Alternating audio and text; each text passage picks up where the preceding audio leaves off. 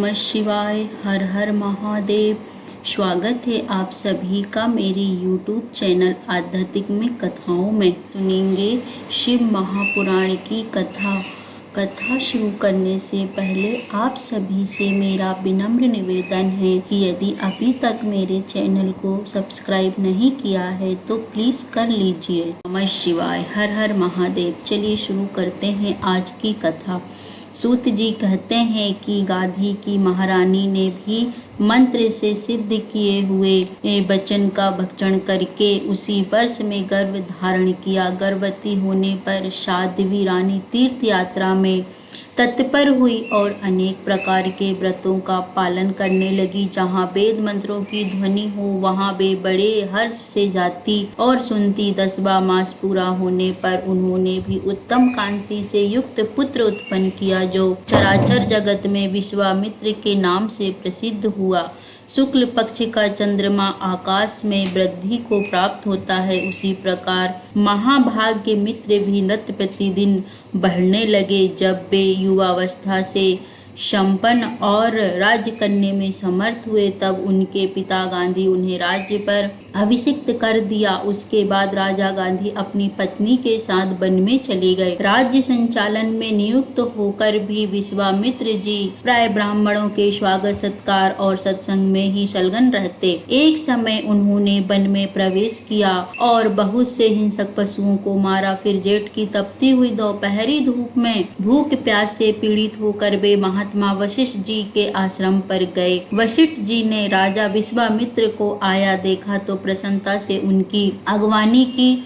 उनके लिए अरज और मधुपर्क निवेदित करके कहा, हे राजन, आपका स्वागत है। कहिए आप मेरे आश्रम पर पधारे हैं। मैं आपका कौन सा अभिचिंतन करूं हो रही है। मैं जल पीने के लिए आपके आश्रम पर आया था तो यह शीतल जल पी लिया। मेरी प्यास बुझ गई। अब आप आज्ञा दे दे, मैं अपने घर को जाऊंगा। तब वशिष्ठ जी बोले, हे राजन, माध्याह्न काल से सूर्य अत्यंत तापदायक है, अतः आप इस समय मेरे आश्रम में ही भोजन करें। अपराह्न काल में चले जाइएगा। तब विश्वामित्र जी बोले, हे मुनि, मैं चतुरंगी सेना के साथ यहाँ आया। आपके आश्रम के द्वार पर मेरी सेना स्थित है और जो स्वामी अपने सेवकों के भूखे रहने पर भोजन कर लेता है वह भयंकर नरक में जाता है, इसलिए मुझे घर लौटने की आज्ञा दें। तब वशिष्ठ जी बोले, यदि आपके सेवक मेरे द्वार पर भूखे हैं तो उन सबको बुला लीजिए, मैं सभी को भोजन से तृप्त करूंगा। यह सुनकर राजा विश्वामित्र जी ने संपूर्ण सेना को वहां पर बुला लिया। स्नान, संध्या, तर्पण और जप करके ब्राह्मणों से वास्तविक वाचन कराकर वे सिंहासन पर विराजमान हुए। इसी समय वशिष्ठ जी ने नंदिनी नामक गाय का आह्वान किया और वह विश्वामित्र जी के आगे आकर खड़ी हो गई। तब वशिष्ठ जी ने कहा कि तुम अनेक प्रकार के भक्ष भोज से पे आदि विविध खाद्य पदार्थों के द्वारा सेना सहित महाराज विश्वामित्र को तृप्त करो। साथ ही इनके घोड़े, हाथी आदि के लिए भी चारे दाने की व्यवस्था करो। बहुत अच्छा कहकर नंदिनी ने क्षण भर में ही 1000 सेवकों को उत्पन्न किया और उन सब ने सब प्रकार के भोज पदार्थों को लेकर राजा विश्वामित्र की सेना के प्रत्येक व्यक्ति को अलग अलग भोजन परोसा। सेना परिवार, हाथी, ऊंट, घोड़े, बैल आदि सहित राजा विश्वामित्र पूर्णतः तृप्त हो गए। यह कौतुक देखकर मंत्रियों सहित विश्वामित्र जी ने विचार किया कि उस उत्तम धेनु को अपने घर लेकर चलना चाहिए। यह ब्राह्मण देवता इस धन को रखकर क्या करेंगे? ऐसा विचार करके विश्वामित्र जी ने कहा, हे मुनि श्रेष्ठ, यह गो आप मुझे दे दें। इसके मूल्य के रूप में आपको उत्तम रथ, हाथी, घोड़े या अन्य मनवांछित पदार्थ दूंगा। तब वशिष्ठ जी ने कहने लगे, हे राजन, यह समस्त कामनाओं को पूर्ण करने वाली हमारी कामधेनु है। ब्राह्मणों के लिए साधारण गौ का विक्रय भी अनुचित है, फिर समस्त कामनाओं को देने वाली नंदिनी को तो की बात ही क्या है। हे महाराज, जो श्रेष्ठ ब्राह्मण गाय बेचकर उसका धन लेता है उसे माता को बेचने वाला चंडाल समझना चाहिए। इसलिए महाराज यह नंदिनी मैं आपको नहीं दूंगा। तब वह विश्वामित्र जी बोले, हे मुने, इस पृथ्वी पर जो भी कुछ रत्नभूत पदार्थ हैं वह सब राजा का धन है, ऐसा विद्वान कहते हैं। अतः यह रतन पूतानंदी गाय को मेरे साथ बलपूर्वक ले जाया जा सकता है। और इतना कहकर उन्होंने नंदिनी को बलपूर्वक ले जाने की आज्ञा अपने सेवकों को दे दी। उनके अनुचर नंदिनी को दंडों से पीटते हुए ले जाने लगे। तब नंदिनी ने वशिष्ठ जी से कहा, हे मुने, क्या आपने मुझे इनको बलपूर्वक ले जाने के लिए कहा है कि बातें मुझे बलपूर्वक ले जाते हैं? तब वशिष्ठ जी कहने लगे, नहीं, मैं अपने प्राणों पर संकट आ जाए तो भी तुम्हें नहीं त्याग सकता। यह लोग अन्याय पूर्वक तुम्हें ले जा रहे हैं, अब तुम स्वयं ही इनसे आत्मरक्षा करो। इतना सुनकर नंदिनी ने क्रोध होकर पूर्वक अहंकार किया। अहंकार करते ही उनके शरीर से असंख्य मलक्ष सेना प्रकट हुई। इस सेना ने विश्वामित्र के सभी सैनिकों को यमलोक पहुंचा दिया। तब विश्वामित्र ने स्वयं ही धनुष लेकर उस सेना का सामना किया। नंदिनी के इन सैनिकों ने विश्वामित्र के हाथी घोड़े सब का सफाया कर दिया और उसे भी मारने के लिए सब ओर से घेर लिया। राजा विश्वामित्र के प्राणों पर संकट देखकर वशिष्ठ जी कहने लगे, हे नंदिनी, राजा का वध होता है, इन्हें बचाओ। राजा के होने से ही सब लोग सुरक्षित रहकर सन्मार्ग में प्रवृत्त होते हैं और कुमार्ग से दूर रहते हैं। यह सुनकर नंदिनी जो ही अपने मलिन सैनिकों को मना करने के लिए आगे आई, त्यों ही विश्वामित्र ने तलवार उठाकर उन पर घातक प्रहार करने का विचार किया। यह देखकर वशिष्ठ जी ने तलवार सहित उनकी बाहों को स्तंभित कर दिया। अब वहाँ हिल डुल भी नहीं सकती थी।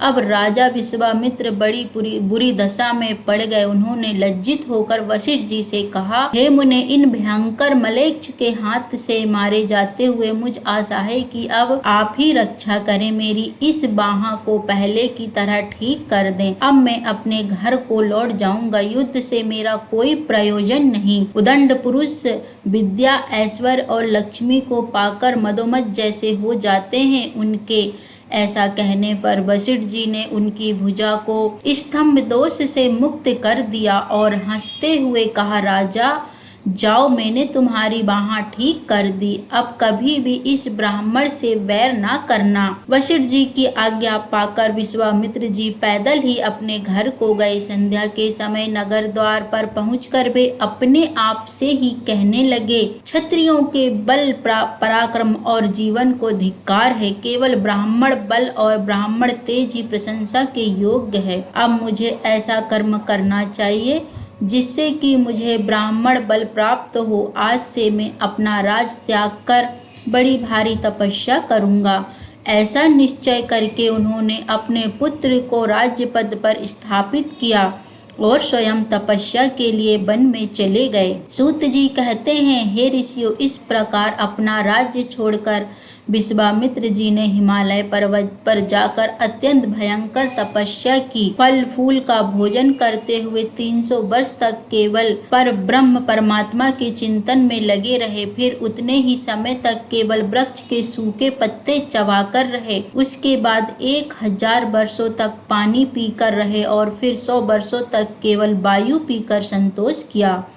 विश्वामित्र जी की उस तप शक्ति को देखकर देवियों सहित साक्षात ब्रह्मा जी वहां पर आए और बोले, विश्वामित्र, मैं तुम्हारी तपस्या से संतुष्ट हो, मुझसे वरदान मांगो। तब विश्वामित्र जी कहने लगे, हे देव, आप मुझे यह वर प्रदान करें। तब ब्रह्मा जी बोले कि तुम तो क्षत्रिय की संतान हो, तुम्हें ब्राह्मण तत्व कैसे आ सकता है। तब विश्वामित्र जी बोले कि हे देवेश्वर, आप अपने परम उत्तम ब्रह्मलोक में पधारिए। अब या तो मैं शरीर त्याग करूंगा या ब्राह्मण प्राप्त करूंगा। उसके बाद देव ऋषियों के मध्य में खड़े हुए ऋषिक मुनि बोले, हे देव, मैंने विश्वामित्र के जन्म के लिए जो चरु तैयार किया था उसमें ब्राह्मण मंत्रों द्वारा अपरिमित ब्रह्म तेज की स्थापना की थी। इस कारण यह क्षत्रिय पुत्र होने पर भी वास्तव में ब्राह्मण ही है। अतः आप इन्हें ब्रह्म ऋषि कहिए, इससे हम लोग भी इन्हें श्रेष्ठ दर्जा कह सकते हैं। तब ब्रह्मा जी ने दीर्घ काल तक विचार किया और कहा, विश्वामित्र तुम निसंदेह ब्रह्म ऋषि हो। उसके बाद ऋटिक आदि सभी देव ऋषियों ने उन्हें ब्रह्म ऋषि स्वीकार किया। इसके बाद उन सबके मध्य में खड़े हुए मुनि श्रेष्ठ वशिष्ठ जी ने कहा, पिता मोह विश्वामित्र क्षत्रियों से उत्पन्न हुए हैं, यह जानते हुए मैं इन्हें कदापि ब्राह्मण नहीं कहूँगा। और ऐसा कहकर वशिष्ठ जी हटकेश्वर क्षेत्र में स्वेद्वीपयुक्त पूर्ण ब्रह्म सलाशाला के पास चले आए।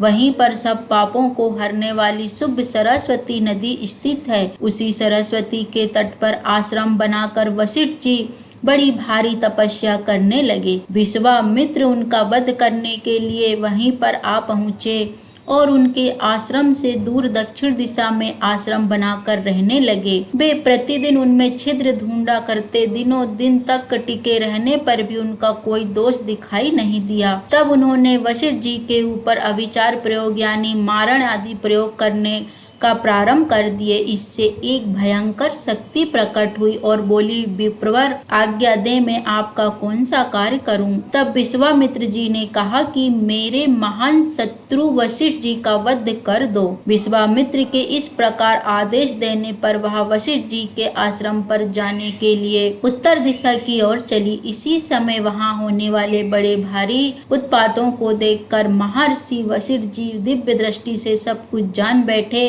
और अथर्ववेद मंत्रों द्वारा उस कृत्य की गति को उन्होंने रोक दिया। तब वह शक्ति वशिष्ठ जी से बोली, हे मुने, सामवेद सब वेदों में प्रधान है। विश्वामित्र ने सामवेद के मंत्रों द्वारा मेरी सृष्टि की है, अतः आप इसे अप्रमाणिक न होने दें और मेरे प्रहार को सह लें। तब वशिष्ठ जी बोले, हे शोभने, यदि ऐसी बात है तो तुम केवल मेरा स्पर्श मात्र करो, किंतु मेरे मम्र स्थान को मत छूना। तब विश्वामित्र की छोड़ी हुई वह भयंकर शक्ति वशिष्ठ जी के अंगों का स्पर्श मात्र करके गिर पड़ी। इससे संतुष्ट होकर वशिष्ठ जी ने कहा, हे महाभागे, जो भी मनुष्य परम श्रद्धा युक्त होकर चैत्र मास के शुक्ल पक्ष की अष्टमी तिथि को तुम्हारा पूजन करेंगे, वे वर्ष भर निरोगी रहेंगे। अतः तुम्हें मेरे वचनों से सदा यही निवास करना होगा। उनके इस प्रकार आदेश देने पर वह शक्ति देवी के रूप में वहीं स्थित होकर नागर ब्राह्मणों के द्वारा पूजित होने लगी। उनका नाम धारा है और वह भक्त जनों को सुख देने वाली है। जिस समय वशिष्ठ जी ने विश्वामित्र की भेजी हुई शक्ति को स्तंभित किया, उस समय उनके अंगों से पसीना छूटने लगा और वह पसीना उनके पैरों के मार्ग से प्रभावित होकर शीतल जल के रूप में परिणित हो गया। वहां उस जल से भरा हुआ एक कुंड बना। वह जल परम पावन, स्वच्छ और निर्मल था। उसमें सब तीर्थों से संपन्न गंगा जी प्रकट हुई। उस जल से भरे हुए शीतल कुंड में विधि पूर्वक स्नान करके जो भी पुरुष धारा देवी का दर्शन करता है, उसे धन्य धान्य पुत्र राज्य का सुख सभी प्राप्त हो जाते हैं। सरस्वती देवी वशिष्ठ जी की प्राण रक्षा में सहायक हुई, इसलिए विश्वामित्र जी ने कुपित होकर उन्हें श्राप दिया कि तुम्हारा जल रक्तमय हो जाएगा। तब से उनका जल रक्तमय हो गया। चंद्र शर्मा आदि जितने भी तपस्वी वहां ठहरे थे, वे सब के सब बहुत दूर तक चले गए। मुनि श्रेष्ठ वशिष्ठ जी भी अब बुधरा चल पड़े पर चले गए। ब्रह्म शिव विश्वामित्र चमत्कारपुर में गए और हटकेश्वर में आश्रम बनाकर उन्होंने भयंकर भारी तपस्या की। उस तपस्या में उनमें सृष्टि रचना की शक्ति आ गई, जिससे कि वे ब्रह्मा जी के साथ छोड़ करने लगे। उसके बाद किसी समय सरस्वती देवी अब रुद्रा पर चल जाकर अत्यंत दीनहीन दुखी होकर मुनिश्रेष्ठ जी से बोली, हे मुनि, आपके ही लिए विश्वामित्र ने क्रोध से मुझे श्राप दिया, जिसके कारण मैं रक्त बहाने वाली नदी हो गई। तपस्वी जनों ने मेरे तट पर रहना छोड़ दिया। अब मुझ पर ऐसी कृपा करें कि जिसकी मेरे प्रभाव में जल हो और रक्त राशि का नाश हो जाए। वशिष्ठ जी बोले, हे भद्रे, मैं ऐसा यज्ञ करूंगा जिससे तुम्हारे प्रवाह में पुनः जल हो जाए और रक्त का निवारण हो। ऐसा कहकर वशिष्ठ जी उस वृक्ष की जड़ के पास गए जहाँ से सरस्वती नदी निकली थी। वहाँ समाधि लगाकर धरती पर बैठ गए। ब्रह्म मंत्र का उच्चारण करते हुए वहाँ की भूमि को देखने लगे। तब धरती को छेद कर 2 छिद्रों से जल की धाराएं बह निकली। जल का एक स्रोत तो वहां से प्रकट हुआ जहां सरस्वती का उद्गम हुआ था। वृक्ष की जल से निकले हुए उस जल प्रवाह से संपूर्ण रक्त को बहा दिया, जिससे कि महानदी सरस्वती फिर से निर्मल हो गई। जल का दूसरा प्रवाह था, उसे बमती नाम की नदी हुई। इस प्रकार सरस्वती नदी पुनः अपने पूर्व स्वरूप को प्राप्त हुई। आगे की कथा हम अगले अध्याय में सुनेंगे। आज की कथा यहीं पर समाप्त होती है।